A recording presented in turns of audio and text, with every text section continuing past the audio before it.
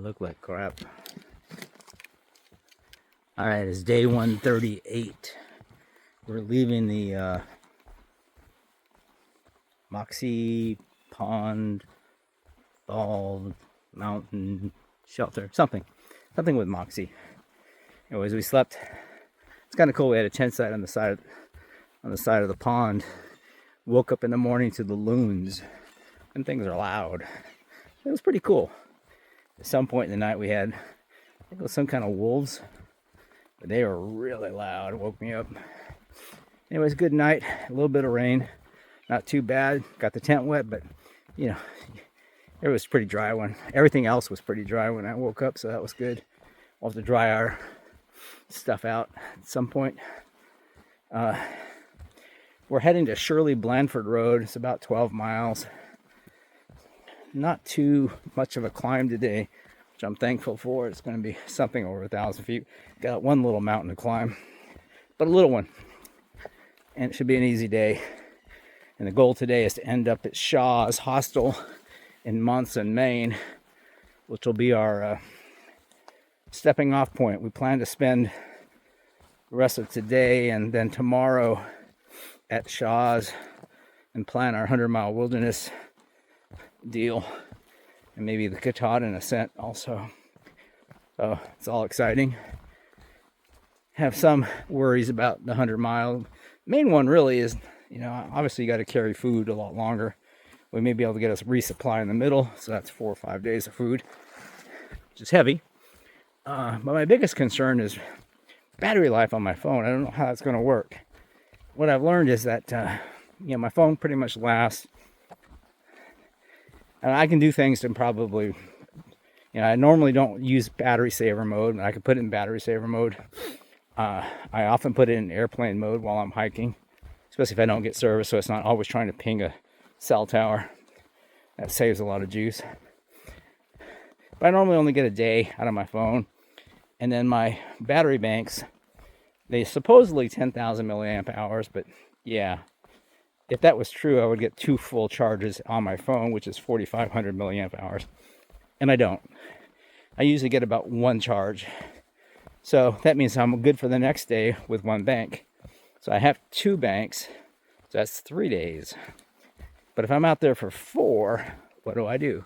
Maybe I just bring I think Buzz has an extra bank. Maybe I'll just bring an extra bank. Perfect hiking weather. It's about 60 degrees, like 59. So nice and cool, but not too cold.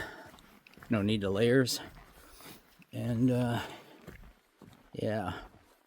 Oh, the one thing that we noted, by the way, is that really been kind of bug free, especially because of the cold, but that kind of changed yesterday. Yesterday it actually became quite warm.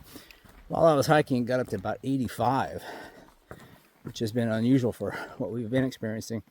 And then when we got to camp, we are near a big water source, and man, there's a lot of mosquitoes. So I kind of had to quickly get into my tent and zip up all the netting. But yeah, one of the nice things about hiking in Maine this time of year is far fewer bugs. The black flies, the horse flies are all gone.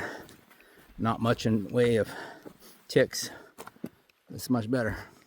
All right, this is my chosen water source. It's not great, but it is running. It's relatively clear. And yeah, it'll do. It's actually pretty good water, but I stopped to see the grasses laying down. Looks kind of cool.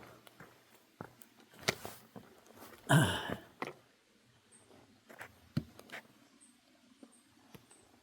right, we have a number of stream crossings today, and we'll have more in the 100-mile wilderness, but this is our first. So we'll have to see what we're dealing with.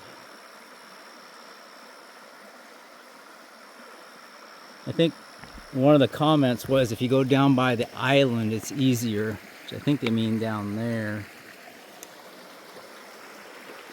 It's definitely running faster here.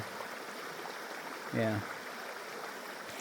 All right, what we've read on the comments on the Far Out app is your best chance, safest bet, is to walk to the right of this log right here and don't let the current get you.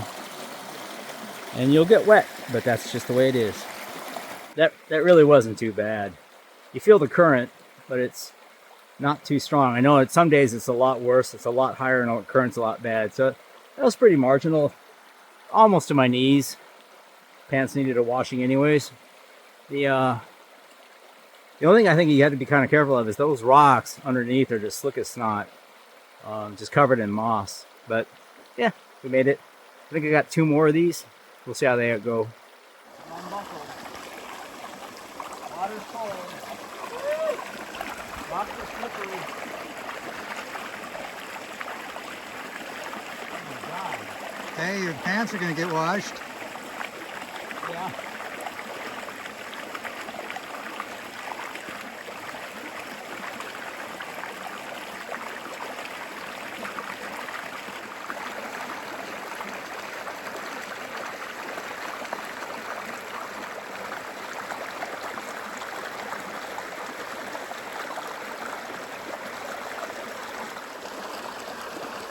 One minute exactly. Now we're waiting for Buzz to get ready. He took off his boots, and then he puts his electronics in a Ziploc just in case. I didn't do that. I guess probably I should have. I did unbuckle my backpack. They always say do that because if you fall and your pack is buckled, you could end up not being able to get up and drowning, which is, I guess, a bad thing. So yeah, he's taking off his boots because I have these trail runners and they'll dry in 30 minutes, but the boots would stay wet all day, so he's going to try to keep them dry.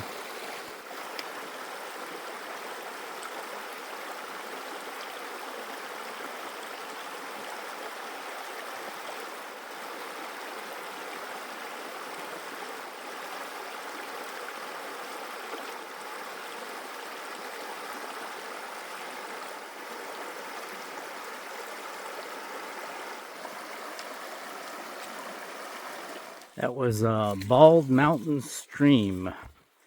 We have another stream crossing coming up in a little over 3 miles. Well, here's a bridge of sorts. But do you feel lucky? I don't. All right, we're here at Marble Brook. Not really that big of a deal to cross. We just had 2 guys right before us, and the second guy actually just fell off this bank head first into the water, almost did a full flip, landed on his back on his backpack. Everything got wet, but yeah, he's okay. But it just goes to show even a small little thing like this could be problematic. The first guy went and tried climbing on those logs, but they're loose, and that looked like to me more sketch than anything. So I'm just going to get wet because we're going to get wet at the next river anyways, and it's just a little bit. So on that last little river crossing, the guy who fell in, unfortunately had a iPhone in his back pocket unprotected. He pulled it out, it was dripping water. Hope it's okay, but yeah, I don't know. Gave it to his friend to hold. We had to cross a little second branch of the same thing.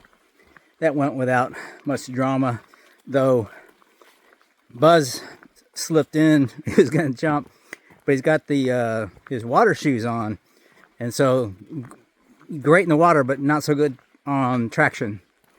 And so he's keeping them on now until we get to the next river because it was relatively close. But he's having to be careful on the rocks and stuff. All right, I got a video this time in case you want to flip again. I do not want to fall, but I do have slippery soles. Okay. Oh yeah, you got Crocs. Yeah. All right. Yeah. I appreciate it. Mike, this is the line right here. It gets deeper over there. Okay.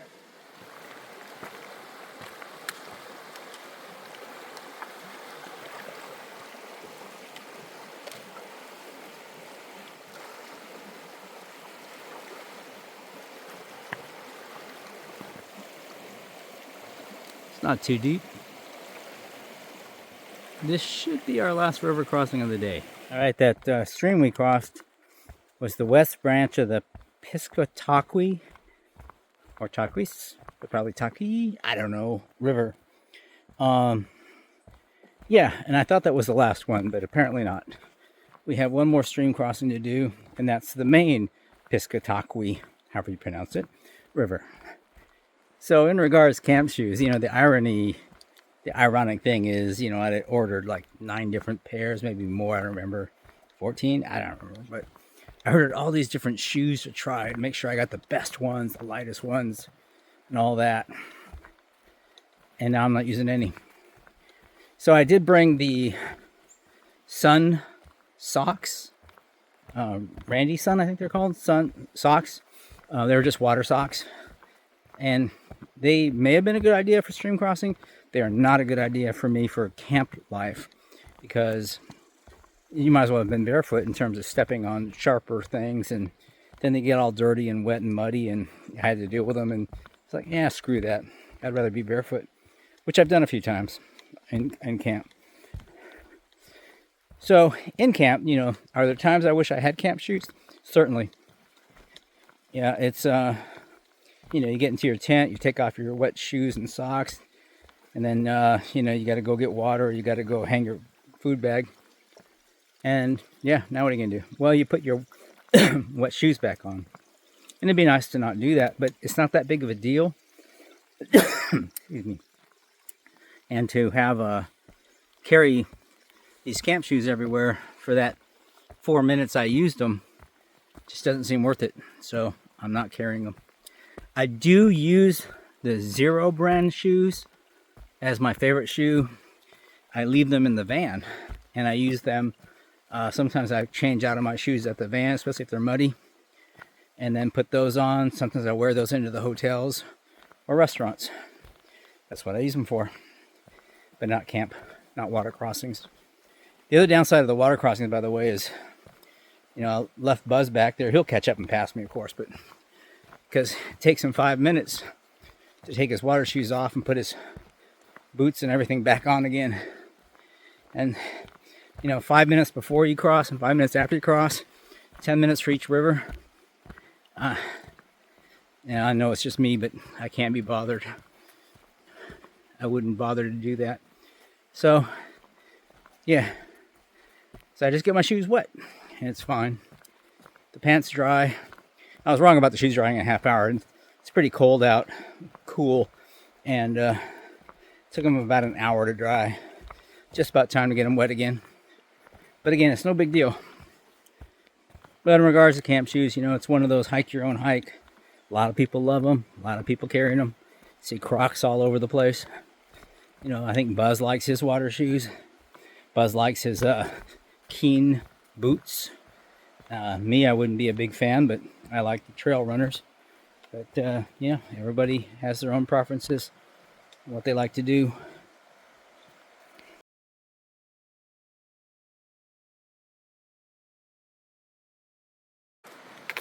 Well, it turned out to be such a gorgeous day. Really nice to be out hiking in nice weather like this.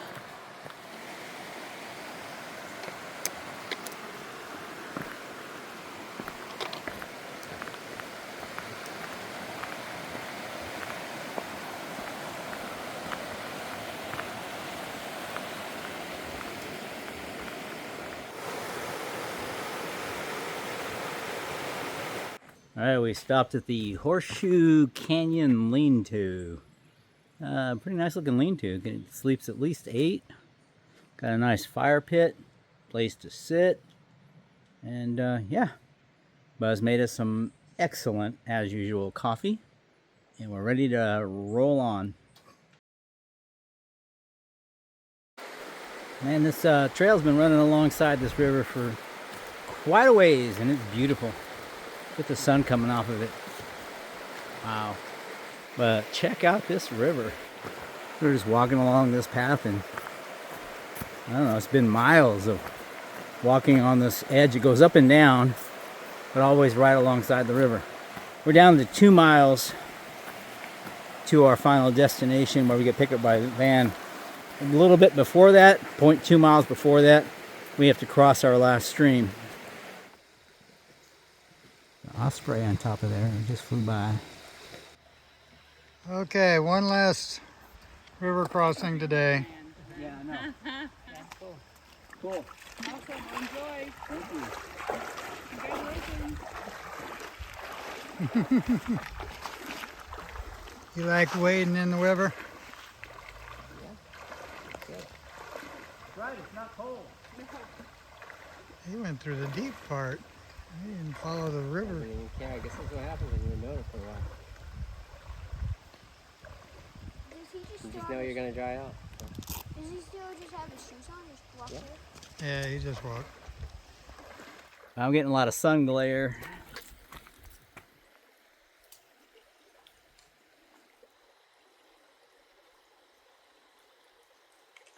Yeah, you notice the water's not that cold compared to some of the other streams. No, it isn't. It's kind of nice. There's fishies in here. Yeah, I saw the little fishies. Whoa. Come on, I need a good video. I so regret not getting that one guy who kind of did a somersault into the river. So we haven't had cell service for quite a ways since yesterday. So I haven't been able to get word to Vanish when we're going to be there or anything, nor can we tell when, is she waiting for us? I don't know. But we just ran into a family. The family said that Vanish told them to tell us that she's there. And, she had told them that she didn't know if we were going to be 40 minutes or 4 hours or whatever, but she's waiting. And the family told me she left directions on the ground. So I'll be curious to see what those are. Whew, can't wait for this day to be over though. Yeah. Well, the end of this day was, the steepest climb of the day. Oh, glad that's over. We're approaching the road. It's a Blanford Shirley or something like that. So, hiker parking. Yeah.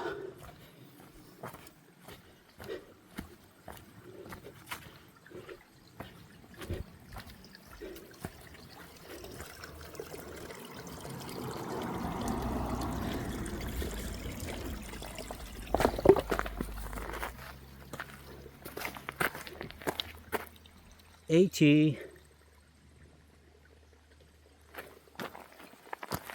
van 300 yards to van. I got it. Oh, look at the arrow. That's funny. All right, Vanish, we got it. We're coming. She didn't just stop there. Oh dear God, if there's one every 10 feet, that would be ridiculous. I think this is the Holy Grail that we've come searching for.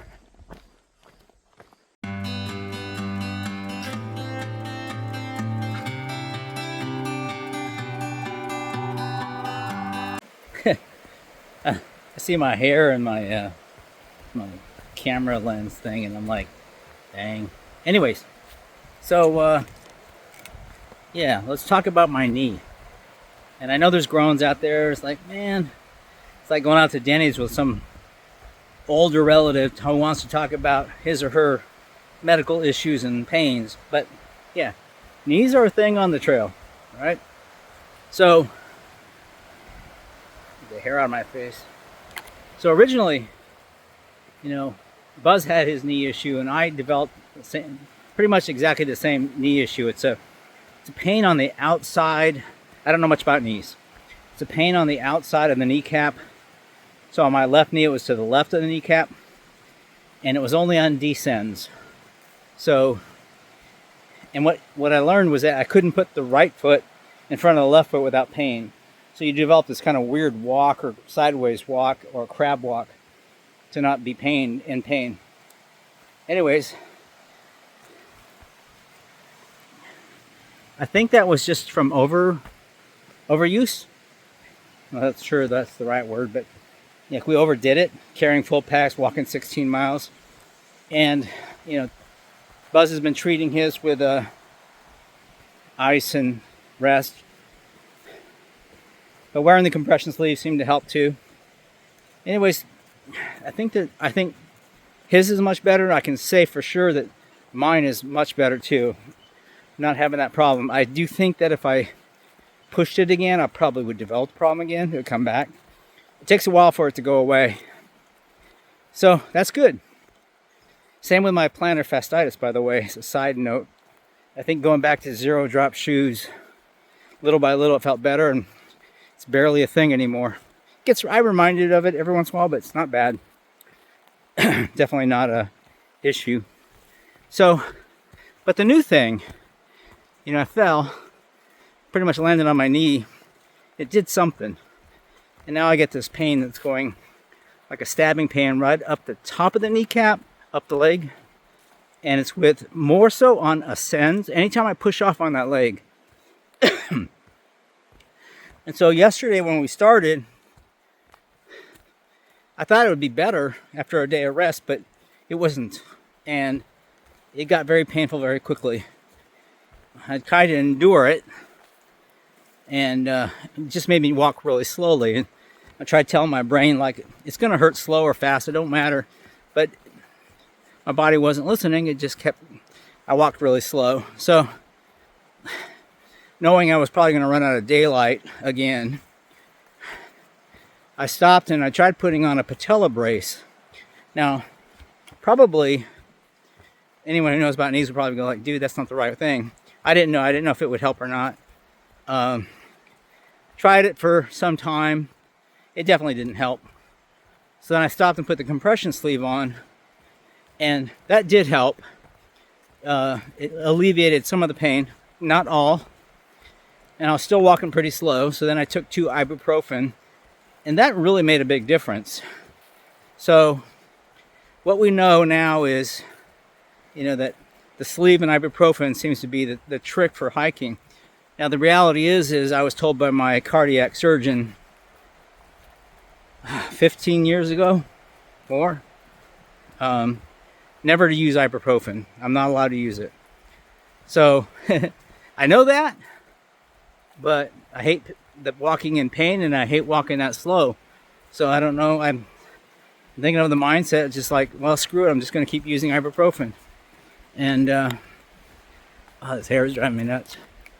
And yeah, hopefully it's okay.